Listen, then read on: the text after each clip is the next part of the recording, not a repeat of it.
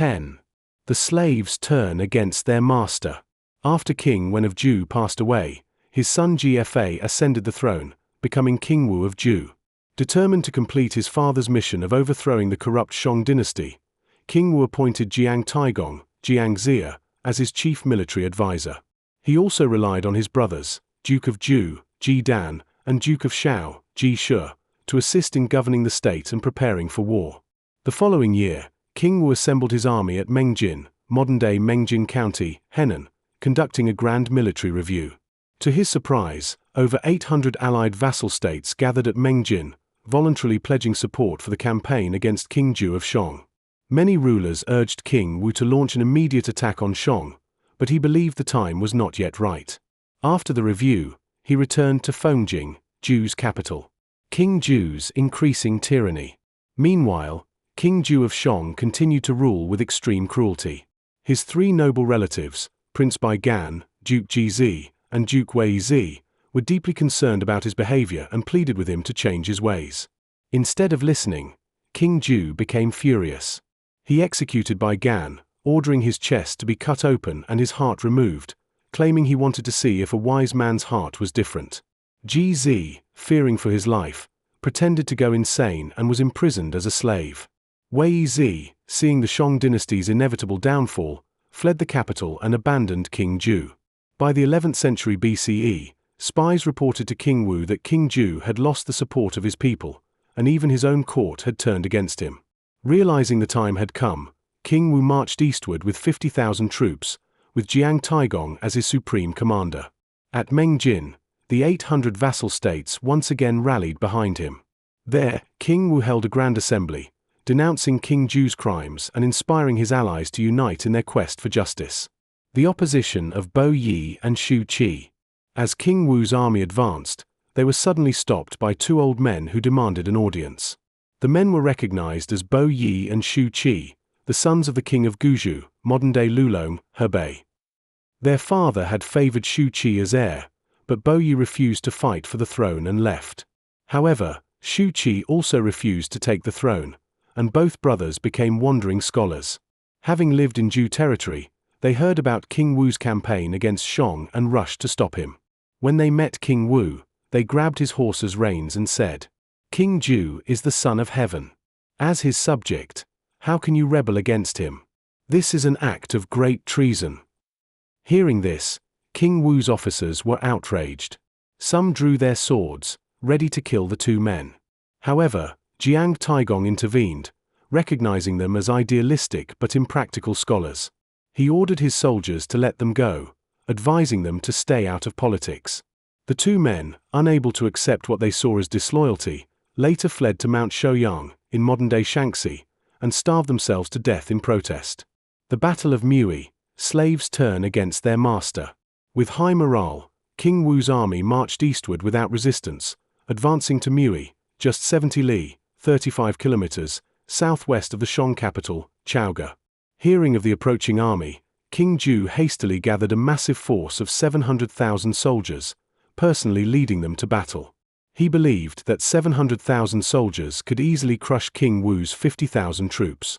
However, what he failed to realize was that his army consisted mostly of slaves and captured warriors from the Dongi tribes. These people had suffered years of oppression and abuse under King Zhou. Instead of fighting for him, they longed for his downfall. The turning point, the slaves' revolt. As the battle began, King Wu's well-trained soldiers launched a fierce assault on the Shang army. However, instead of resisting, thousands of Shang's own soldiers turned against their king. The enslaved warriors turned their spears around and attacked King Zhou's forces. Thousands of slaves defected to King Wu, reinforcing his army. The Shang army collapsed instantly, descending into chaos and slaughter.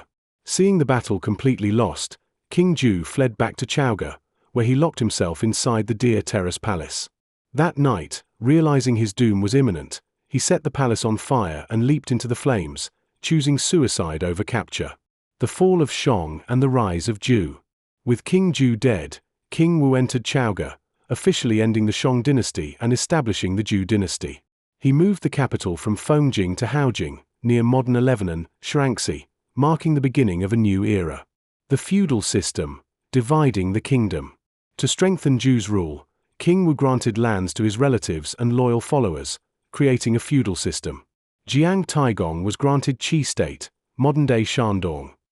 Duke of Zhou, Ji Dan, was granted Lu State, modern-day Shandong.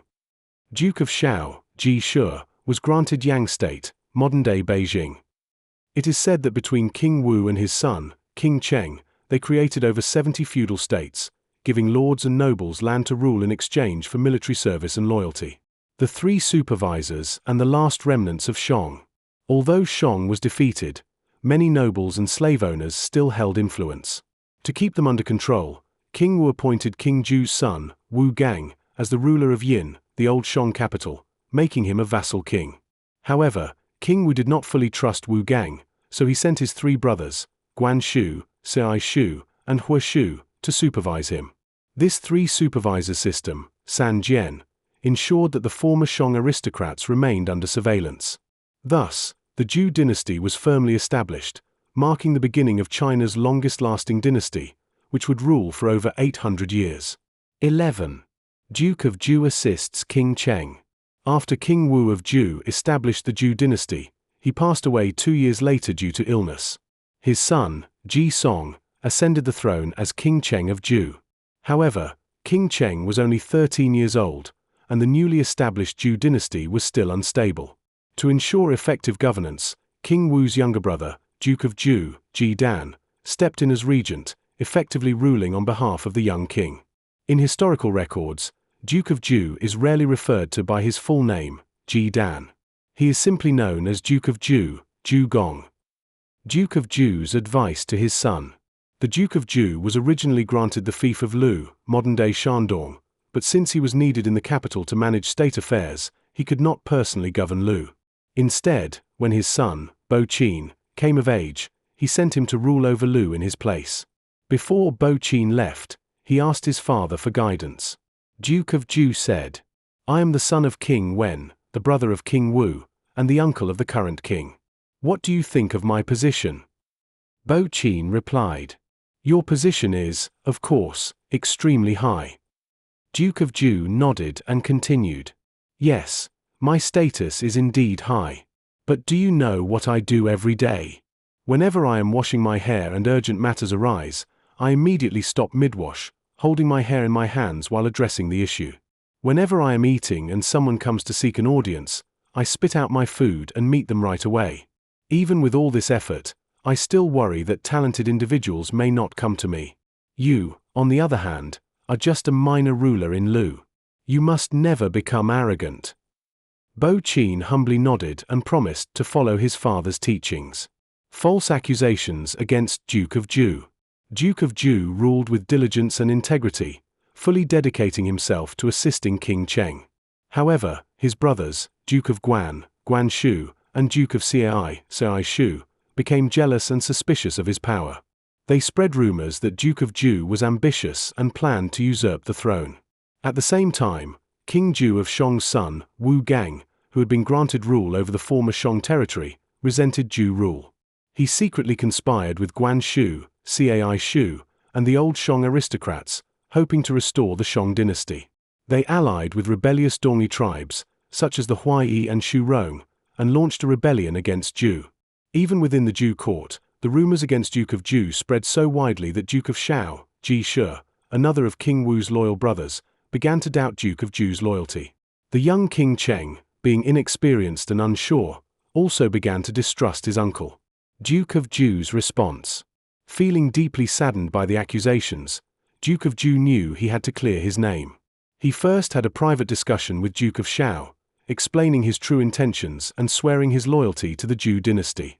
Duke of Shao was moved by his sincerity and realized he had been misled. He chose to support Duke of Zhou once again. Once he had stabilized the court, Duke of Zhou personally led the Zhou army on an eastern campaign to crush the rebellion. Suppressing the rebellion. At that time, the rebellion had spread widely, with several eastern tribes joining Wu Geng's cause. To ensure victory, Duke of Zhou granted full military authority to Jiang Taigong, instructing him to suppress all rebellious states in the east. For 3 years, Duke of Zhou fought tirelessly against the rebels. Wu Gang was killed in battle.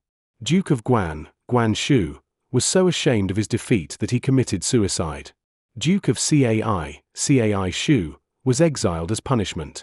Duke of Hua Shu, another conspirator, was stripped of his title. With the rebellion crushed, Zhou's control over former Shang territories was fully secured. The founding of Luoyang. After the rebellion, Duke of Zhou faced a new challenge: what to do with the captured Shang nobles. These people were called stubborn remnants, because they still resented Zhou rule. Leaving them in their homeland could lead to future revolts. However, migrating them elsewhere would require additional oversight.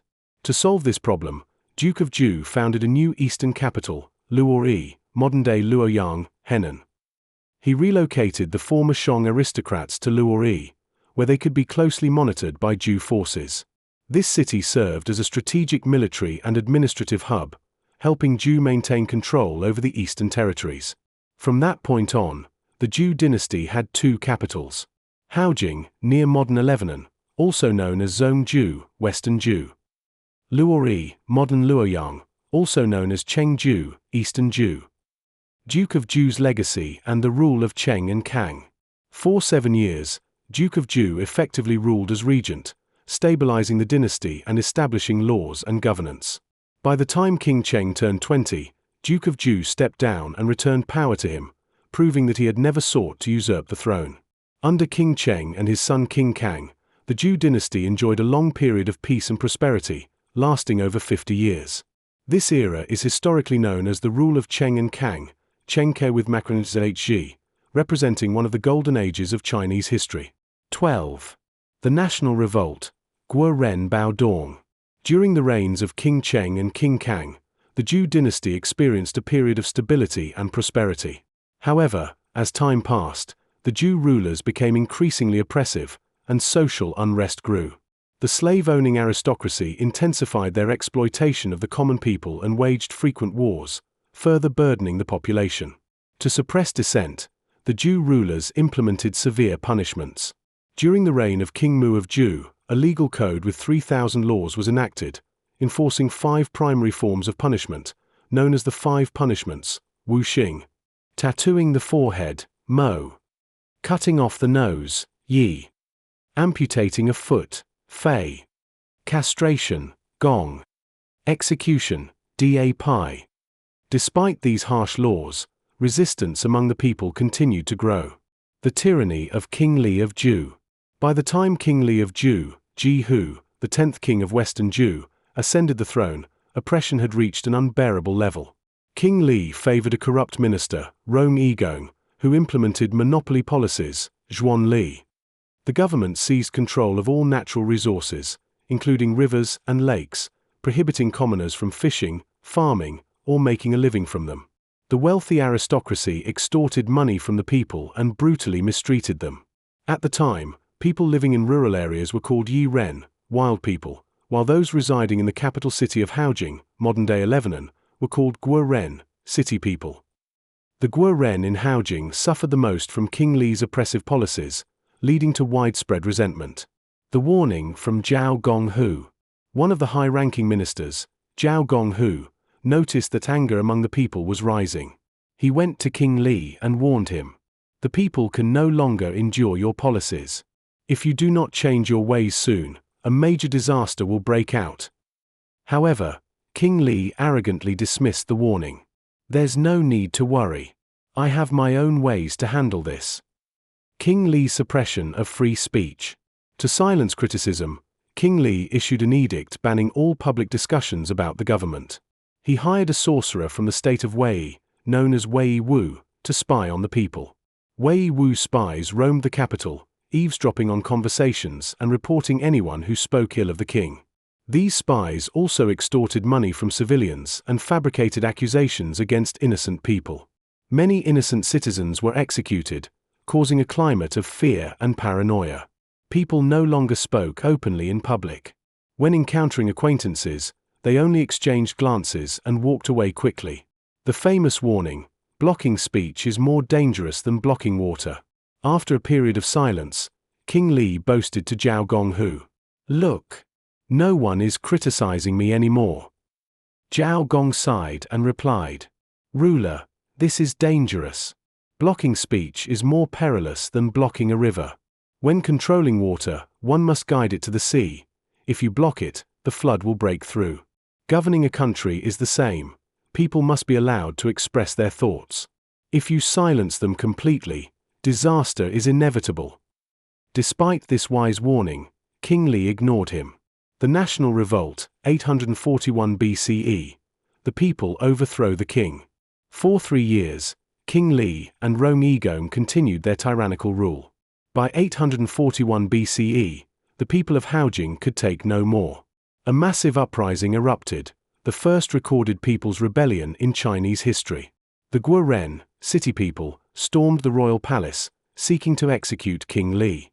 Upon hearing of the rebellion, King Li panicked and fled the capital, escaping across the Yellow River to Ji, modern-day Hui County, Shaanxi. The capture of the prince and the Republican administration. King Li's son, Crown Prince Jing, had been hiding in the home of Zhao Gonghu. The rebels, believing Prince Jing was there, surrounded Zhao Gong's residence, demanding that he hand over the prince. To protect the prince, Zhao Gong sacrificed his own son, disguising him as the prince and sending him out. The rebels mistakenly executed Zhao Gong's son, allowing Prince Jing to escape. With King Li in exile and the Zhou throne empty, the royal court was left in chaos. The nobles held a council and decided that Zhao Gonghu and Duke of Zhou, a high-ranking official, not the original Duke of Zhou, would temporarily govern together, ruling without a king. This period was known as the Gonghe administration, Republican administration. The beginning of recorded Chinese history, 841 BCE. The Gonghe administration lasted for 14 years. 841 BCE is the first year in Chinese history with an exact date. Before this, historical records were often unreliable and based on myths and estimates. The death of King Li and the decline of Zhou. After 14 years in exile, King Li died in Ji. The court restored the monarchy, crowning his son, Ji Jing, as King Xian of Zhou. King Xian's struggles. Although King Xian was a more capable ruler than his father, the Zhou dynasty had been significantly weakened. The nobles and vassal states had become more independent, making it harder for the central government to maintain control. Although King Xian regained the support of some vassals, the dynasty never fully recovered from the national revolt. This event marked the beginning of the decline of the Western Zhou dynasty, leading eventually to its fall in 771 BCE.